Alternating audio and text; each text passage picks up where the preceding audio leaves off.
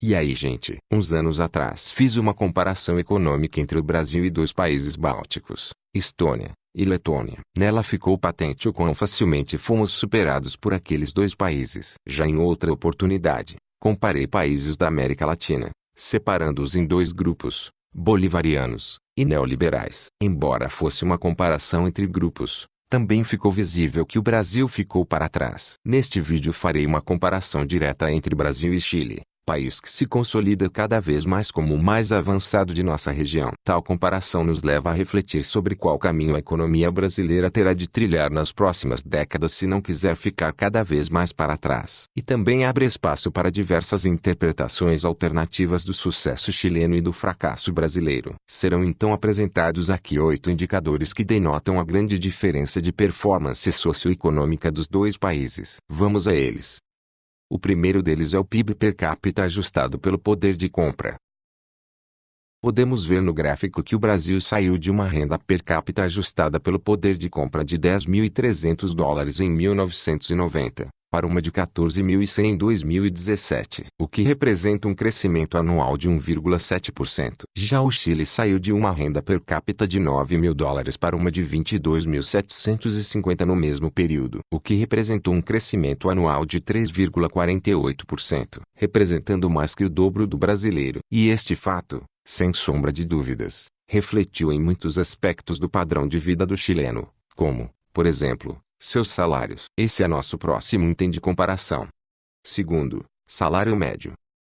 Segundo dados do IBGE, o salário médio do trabalhador brasileiro era de 5 vezes o salário mínimo no ano 2000. Como o salário mínimo naquela época era de R$ 151, o salário médio era então de R$ 755 mensais. Se atualizarmos esse valor pela inflação acumulada de janeiro de 2001 até dezembro de 2018, temos um valor de R$ 2.287,65. Como o salário médio do trabalhador brasileiro no último trimestre de 2018 foi de R$ 2.289, temos aí uma estagnação de quase 20 anos. Se for levado em conta que a média salarial dos funcionários públicos aumentou no período, chegamos à conclusão de que o rendimento médio do trabalhador brasileiro com carteira assinada é menor hoje do que era no ano 2000.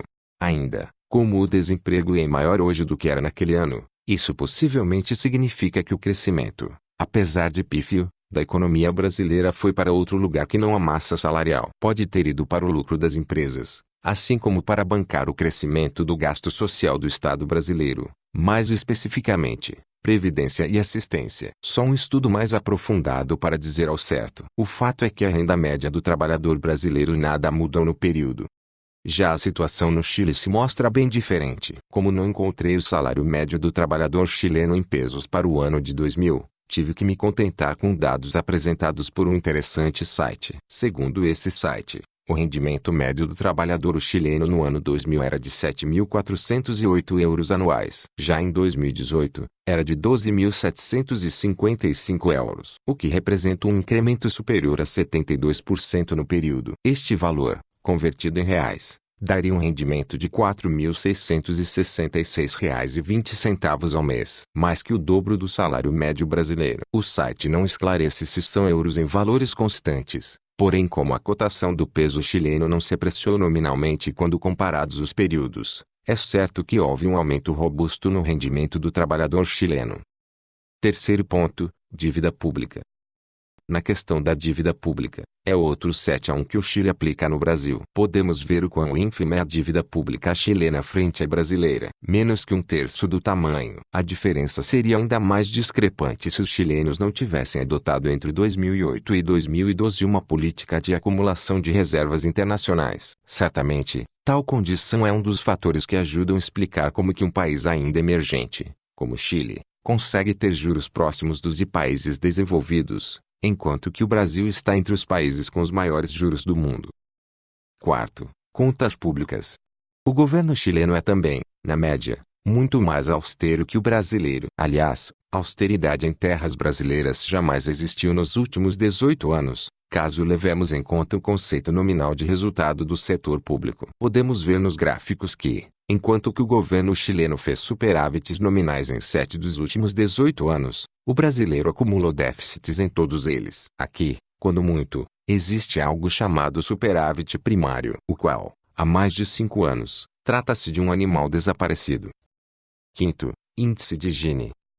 A surra dos chilenos não foi apenas no aspecto econômico, mas também quando levados em conta indicadores de desigualdade social. Em 1990, o Chile tinha para o índice de Gini um valor de 0,57, um dos mais altos do mundo e pouco inferior ao brasileiro, 0,60. Já em 2017, os dados eram 0,46 e 0,53, respectivamente. Isso significa que o Chile reduziu em 20% a desigualdade no período, enquanto que o Brasil, em apenas 12%.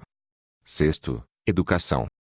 Na questão da educação, o Chile também está na dianteira, tanto na escolaridade média quanto nos resultados internacionais. Enquanto que o brasileiro tem escolaridade média de 7 anos e 9 meses, os chilenos têm uma média de 9 anos e 10 meses, ou seja, quase 2 anos a mais. Já referente aos exames internacionais, o Chile está quase 20 posições à frente do Brasil pelo último resultado do PISA. Tal resultado se dá apesar de o governo brasileiro, em seu conjunto, alocar mais recursos que o governo chileno em educação como proporção do PIB. No Brasil são gastos cerca de 6% do PIB, enquanto que no Chile, 4,7%. Aqui eu abro um parêntese para comentar um argumento que é sempre feito quando se fala em gastos com educação no Brasil. Diante dos números citados anteriormente, é muito comum evocarem um argumento de que o gasto a se considerar é em relação ao aluno e compará-los com países da OCDE. Evidentemente que tal comparação é descabida e denota uma de duas coisas: ignorância quanto a assuntos econômicos, ou simplesmente uma desonestidade. Países da OCDE são em média quase 3 vezes mais ricos que o Brasil, portanto é mais do que natural o gasto por aluno ser muito maior nesses países. Ou seja, a comparação que faz sentido é o gasto como proporção do PIB, pois é absolutamente sem sentido traçar comparações desconsiderando a renda dos países, a menos claro que o que se queira fazer seja autopromoção através de demagogia. Sétimo, inserção na economia global.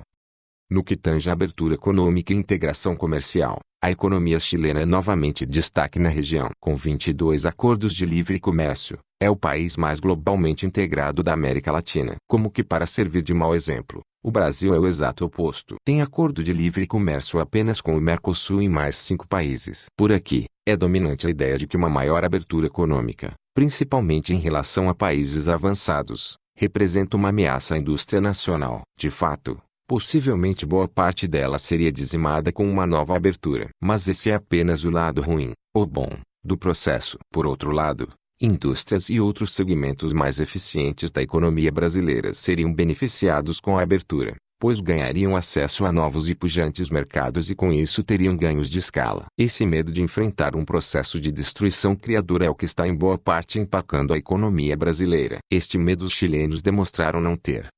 Oitavo e último ponto, carga tributária. Por último, a comparação de carga tributária. Dados da OCDE mostram que a carga tributária chilena é de apenas 20,4% do PIB, enquanto que a brasileira é de mais de 32%. Ou seja, o Estado brasileiro tributa 60% mais que o Estado chileno. Como vimos em tópico anterior, esses mais de 32% de carga não são suficientes para saciar a fome de recursos do Estado brasileiro, pois ele tem um déficit superior aos 7% do PIB, o que é uma tragédia para um país de renda média e de poupança raquítica como o Brasil. Um Estado que pesa quase 40% do PIB, principalmente quando esse peso se dá sobre um país de renda média, certamente afeta a competitividade de suas empresas. Por esse e outros motivos, o Brasil é apenas 72º no ranking de competitividade do Fórum Econômico Mundial, enquanto que o Chile é o 33º. Aqui um parêntese sobre abertura comercial e competitividade. Se o Brasil realizar uma nova rodada de abertura econômica, possivelmente todas as suas desvantagens competitivas serão compensadas via desvalorização da taxa de câmbio, o que significa uma queda do poder de compra dos brasileiros medido em dólar. Ou seja, a competitividade brasileira viria dos baixos salários. Tal situação ocorreu com os velhos tigres asiáticos, e mais recentemente com a China, e ocorre hoje com os novos tigres. É a maneira mais conhecida de um país com baixa produtividade conseguir abocanhar mercados na economia global. Logo, torna-se urgente o máximo de melhora institucional, tais como eliminação de burocracias inúteis, simplificação tributária e melhorias nas garantias de recuperação de crédito para que os juros bancários possam cair. antes que uma nova abertura seja feita. Do contrário, o ajuste se dará todo via taxa de câmbio. Tal constatação, porém, não pode ser impedimento à própria abertura. Conclusão. O Chile é um exemplo ideal para mostrar que muito há de errado no Brasil na medida em que todos esses avanços chilenos, tanto na área econômica quanto na área social, se deram a partir de um Estado que pouco aumentou o seu tamanho dos anos 90 para cá. Os que pregam que o Estado deve ser grande para que os indicadores socioeconômicos possam melhorar certamente não encontram no país mais avançado da região um exemplo aos corroborar. O Chile é na verdade o exato retrato de tudo que eles são contra no Brasil, que é Estado enxuto, austeridade fiscal e monetária, integração econômica a partir de variados tratados de livre comércio, mesmo com países mais desenvolvidos, aceitação de que seu potencial está nas vantagens comparativas etc.